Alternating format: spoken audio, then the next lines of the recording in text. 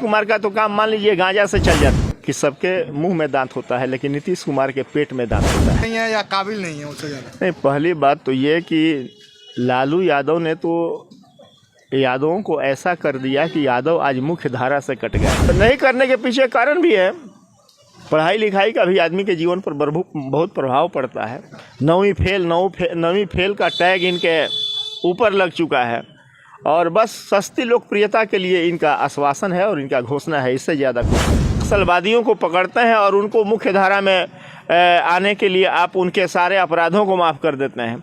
बिहार में जितने युवाओं के ऊपर दारू का मुकदमा है, मैं मांग करूंगा बिहार सरकार से कि युवाओं के भविष्य को देखते हुए एक बार इनको सार्वजनिक माफ़ी इनको देनी चाहिए। आज हम मौजूद हैं गोपालगंज जिला के शामपुर बाजार में और हमारे पास एक बीजेपी के नेता हैं जिनको हमको लगता नहीं है कि किसी भी परिचय के मोहताज हैं। ये ग्राउंड लेवल पे बहुत अच्छा काम किए हैं और आज हम आए थे यहाँ पे तो मिल गए, तो हम इनसे कुछ बात करेंगे। जो हमारी राजनीति है यहाँ पे गोपालगंज के, इसके ऊपर भी बात करेंगे और बिहार में जो राजनीति चल रही है उसको लेकर के भी बात करेंगे। तो सर, हम सबसे पहले आपका स्वागत करते हैं, आप यहाँ पे आए और एक ग्राउंड से जुड़ करके आप काम करते हैं यहाँ उचका गाँव प्रखंड में, तो कैसा आपको लग रहा है कि? नहीं, चलिए, आज तो मौसम बहुत सर्द है और इस परिस्थिति में आपसे बात हो रही है। सबसे पहले मैं आपको नए वर्ष की शुभकामना देता हूं और अपने क्षेत्र के सभी लोगों को नव वर्ष की हार्दिक बधाई देता हूं।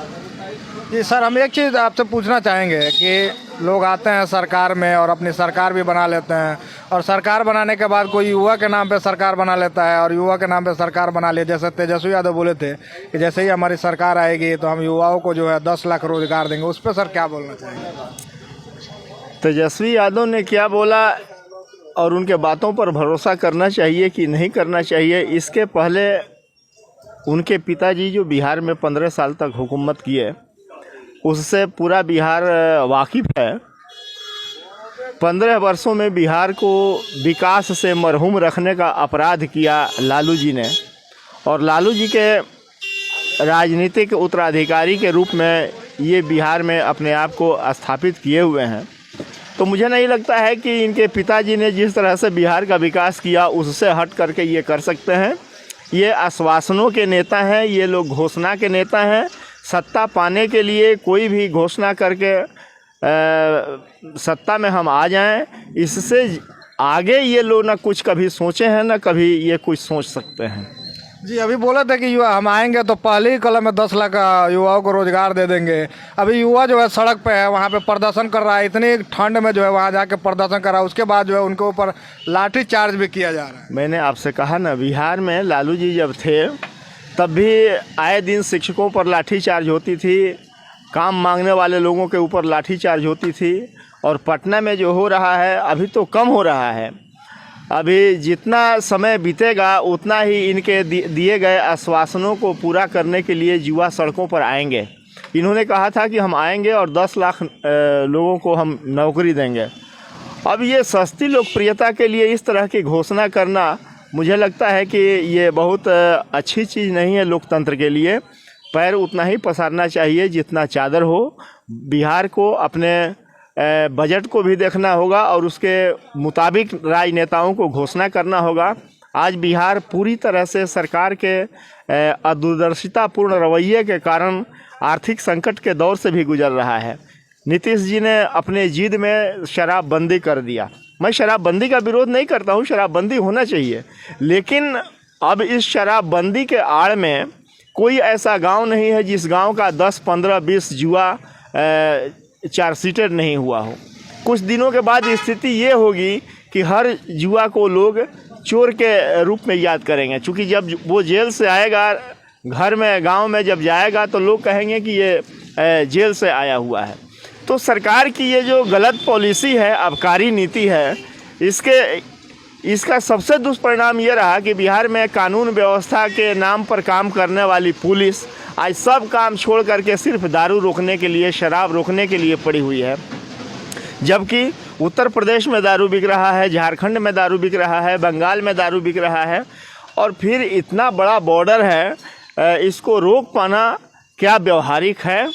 और व्यवहारिक अगर नहीं है तो सरकार को निश्चित रूप से मैं मांग करूंगा सरकार से कि आप आतंकवादियों को छोड़ देते हैं, राष्ट्र के मुख्य धारा में आने के लिए। आप नक्सलवादियों को पकड़ते हैं और उनको मुख्य धारा में आने के लिए आप उनके सारे अपराधों को माफ़ कर देते हैं। बिहार में जितने युवाओं के ऊपर दारू का मुकदमा है, मैं मांग करूंगा बिहार सरकार से कि युवाओं के भविष्य को देखते हुए एक बार इनको सार्वजनिक माफ़ी इनको देनी चाहिए, और फिर उसके बाद वो अगर अपराध करते हैं तो निश्चित रूप से उनको उसका दंड मिलना चाहिए। तो ये तो एक दूसरी बात हो गई। लेकिन जहाँ बात तेजस्वी यादव जी की है, तेजस्वी यादव जी को अभी बहुत दिनों तक लंबा राजनीति करना है। बिहार के सेहत को ध्यान में रख के उनको कोई घोषणा करना चाहिए। ऐसा नहीं कि इतना उम्मीद युवाओं को बंधा दें कि उसको पूरा नहीं कर पाएँ, और पूरा कर भी नहीं पा रहे हैं। और नहीं करने के पीछे कारण भी है, पढ़ाई लिखाई का भी आदमी के जीवन पर बहुत प्रभाव पड़ता है। 9वीं फेल का टैग इनके ऊपर लग चुका है, और बस सस्ती लोकप्रियता के लिए इनका आश्वासन है और इनका घोषणा है, इससे ज़्यादा कुछ नहीं। जी सर, हम एक चीज़ और आपसे पूछना चाहेंगे कि बोलते हैं कि हम यादव का नेता हैं, तो क्या यादव का नेता एक तेजस्वी ही विकास कर सकते हैं? क्या यादव जाति में जो है और भी नेता लोग जो है वो लोग क्या मतलब उस काबिल नहीं है? क्या कुछ मतलब उससे ज़्यादा पढ़े लिखे नहीं है या काबिल नहीं है उससे ज़्यादा? नहीं, पहली बात तो ये कि लालू यादव ने तो यादवों को ऐसा कर दिया कि यादव आज मुख्य धारा से कट गए। बिहार के जितने भी लोग हैं यादव को अगर नाम किसी का सुन लें कि फलाने यादव हैं तो उनके दिमाग में बैठ जाता है कि लालू यादव के बंधुआ मजदूर हैं। और सबसे ज़्यादा शोषण अगर किसी का हुआ है इस सरकार में तो जो एक माई गठबंधन बना करके जो लालू यादव ने शासन करने का काम किया, मुसलमान और यादव ठगे गए हैं। और इसलिए भी ठगे गए हैं कि पूरा बिहार मानता है कि ये मुसलमान और यादव लालू यादव के बंधुआ मजदूर हैं। तो लालू यादव के नाम पर राजनीति कर सकते हैं, लेकिन यादवों का विकास नरेंद्र मोदी के आने के बाद से इस देश में सारे मिथक टूट गए हैं। न यहाँ पर कोई जातिवाद है, न कोई क्षेत्रवाद है, न कोई भाषावाद है, न कोई अलगाववाद है। आज हिंदुस्तान सीधे राष्ट्रवाद के मार्ग पर चल पड़ा है, और उसमें ये सारे क्षेत्रीय जो समीकरण है ये ध्वस्त है। बीजेपी की तरफ से जो है यहाँ पे बताया जाता है कि बिहार में कोई मुख्यमंत्री का कोई चेहरा नहीं है। बीजेपी दुनिया की सबसे बड़ी राजनीतिक पार्टी है, और आपको याद होगा पिछला जो 2017 में जो उत्तर प्रदेश में चुनाव हुआ था वो किसी मुख्यमंत्री के चेहरे पर नहीं लड़ा गया था। मुख्यमंत्री जोगी हुए, आज फिर रिपीट किए। आपको हरियाणा का चुनाव याद होगा, खट्टर के नाम पर वो चुनाव नहीं लड़ा गया था, लेकिन खट्टर मुख्यमंत्री हुए और फिर दोबारा रिपीट किए। झारखंड में मुख्यमंत्री के चेहरे पर चुनाव नहीं हुआ था। भारतीय जनता पार्टी एक आइडियोलॉजी के साथ चलती है, एक विचारधारा के साथ चलती है, सबका साथ सबका विकास। इसमें कहीं से कोई जात नहीं आता है, कोई क्षेत्र नहीं आता है, कोई मजहब नहीं आता है, कोई पंथ नहीं आता है। जब हमारा प्रधानमंत्री जब संबोधित करता है देश को, तो वो हिंदुओं, मुसलमानों, यादवों, अति पिछड़ों कह के संबोधित नहीं करता है। वो सीधे 135 करोड़ भारतीयों को संबोधित करता है, जिसमें हिंदू भी आते हैं, मुसलमान भी आते हैं, अगड़े भी आते हैं, पिछड़े भी आते हैं, सबको वो आदमी संबोधित करता है। तो अब बिहार ही नहीं, पूरा हिंदुस्तान आज जातिवाद और क्षेत्रवाद के भंवर से निकल करके वो सीधे भारत माता को परम वैभव की चोटी तक पहुंचाना है, इस संकल्प के साथ आज देश आगे बढ़ रहा है नरेंद्र मोदी के नेतृत्व में। नीतीश कुमार जो है दारू जब बंद किए थे उस समय में बोले थे कि जो है समाज सुधर जाएगा। आपको कितना लगता है कि कितना समाज सुधरा है अभी? लालू जी नीतीश कुमार के बारे में कहते हैं कि सबके मुंह में दांत होता है, लेकिन नीतीश कुमार के पेट में दांत होता है। और ऐसा कोई ठगा नहीं जिसको नीतीश कुमार ने ठगा नहीं। आप याद करिए, जब नीतीश कुमार मुख्यमंत्री बने थे तो पंचायत स्तर पर दारू की दुकान उन्होंने खुलवा दिया था। पंचायत में दारू के दुकान खुल गए थे। और आप एक बार सबको दारू पीने की आदत लगा देते हैं और फिर आप कहते हैं कि दारूबंदी हो जाएगी। कुछ प्रैक्टिकल बातें तो आप करिए। और भी बोले थे कि जो दारू पिएगा वो मरेगा। नहीं, ये तो माने इतना क्रूर वक्तव्य एक मुख्यमंत्री के मुंह से शोभा नहीं देता है। जो मरे हैं उन्होंने सरकार बनाया है, उसमें वो लोग नीतीश कुमार को भी वोट दिए होंगे, लालू यादव को भी वोट दिए होंगे, वो भाजपा को भी वोट दिए होंगे। वो लोकतांत्रिक व्यवस्था में उनके वोट से ये सरकार बनी है। और इस तरह से एक मुख्यमंत्री के द्वारा ये कहना कि जो पिएगा सो मरेगा, आपकी मशीनरी क्या कर रही है? क्यों गलत दारू बिक रहा है बिहार में? दारूबंदी का कानून लगाए हुए हैं, आपकी पुलिस पूरी इसमें लगी हुई है। आपके कौन ऐसा अधिकारी है जो दारू नहीं पीता है? चाहे वो IAS हों, चाहे वो IPS हों, चाहे वो बिहार प्रशासनिक सेवा के हों, चाहे जुडिशियरी के लोग हों, सबको शाम को दारू चाहिए। नीतीश कुमार के अगल बगल में बैठे लोग हैं, उनको दारू चाहिए। नीतीश कुमार का तो काम मान लीजिए गांजा से चल जाता है, अब उसके लिए अब उनको कौन पकड़ने जाएगा? लेकिन जब ऊपर वाला ही, एक हम लोग के देहात में कहावत है कि एक लड़का खड़ा होकर पेशाब कर रहा था, तो किसी ने कहा कि चलो इसके बाप से इसका शिकायत करते हैं। तो गया तो देखा कि उसका बाप छत के ऊपर से खड़ा होकर पेशाब कर रहा है। तो वो कहा कि अब हम ये शिकायत किससे करें? तो अब जब इस प्रदेश का मुखिया ही नशा के गिरफ्त में हो और वो नशा को बंद कर दे, ये तो अव्यावहारिक बात है। ये हमको नहीं लगता है कि इसमें कोई दम है। और मुझे तो यह एक बहुत बड़ा षड्यंत्र लग रहा है कि नीतीश कुमार के लोग और तेजस्वी के लोग, जितने भी दारू माफिया हैं, ये चाहते हैं कि बिहार में शराब बंदी हो और उनके लोग गलत दारू ला करके बिहार में बेचें और वो पैसा इन लोगों के पॉकेट में जाए। भले ही उसके आड़ में निरीह नौजवान उसके शिकार हों और जेल जाए। कोई माफिया पकड़ा रहा है? कौन पकड़ा रहा है दारू बेचने में?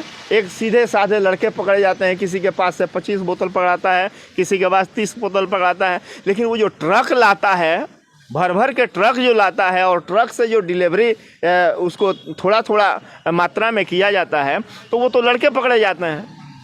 लेकिन वो माफिया जो ट्रक लेकर के आते हैं, वो कई ठो हैं जो गोपालगंज जिले में आज तक पकड़े गए, एक भी नहीं पकड़े गए।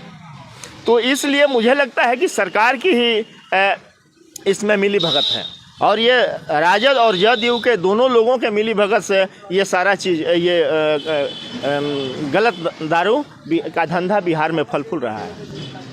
तो मतलब आपके हिसाब से क्या होना चाहिए? क्या मतलब कि दारू को जो है फिर से चालू कर देना चाहिए? सबसे पहली बात तो यह है कि सरकार यह तय करे कि उसने जो यह नीति लागू किया वो सफल है या असफल है। और नीतियां बनती हैं, लोगों के लिए ही नीतियां बनती हैं, और उस पर हम सफल होते हैं कि नहीं सफल होते हैं, इसका मूल्यांकन भी किया जाता है। तो सरकार को एक एक्सपर्ट टीम बनानी चाहिए बैठा करके, और इसका इस आबकारी नीति का पुनः इसका एक बार अध्ययन होना चाहिए कि हम क्या खोए और क्या पाए। तो फिर एक्सपर्ट जो अपना इसमें ओपिनियन दें, उसके आधार पर इसमें आगे काम करना चाहिए। ये हठधर्मिता अच्छी बात नहीं है। आज बिहार में लोग महाराज, ये तो नरसंहार से भी खतरनाक स्थिति है। 100 लोग दारू पी के मर जाते हैं। और फिर यह नीतीश कुमार का कहना कि जो पिएगा सो मरेगा, उनको हम मुआवजा नहीं देंगे, ये दोगली नीति नहीं चलेगी। खजुरबानी में, बिहार में खजुरबानी का जो घटना हुआ, उसमें 4-4 लाख रुपए का मुआवजा दिया गया। आज छपरा में लोग मरे हैं, आप कहते हैं कि हम मुआवजा नहीं देंगे। आपकी मजाल है कि आप मुआवजा नहीं देंगे। भारतीय जनता पार्टी इनको एक कदम नहीं चलने देगी। हमारे जैसे कार्यकर्ता, अभी तो हम देख रहे हैं, हम नीतीश कुमार को बहुत आसानी से इस मामले में हम बख्शने वाले हम लोग नहीं हैं।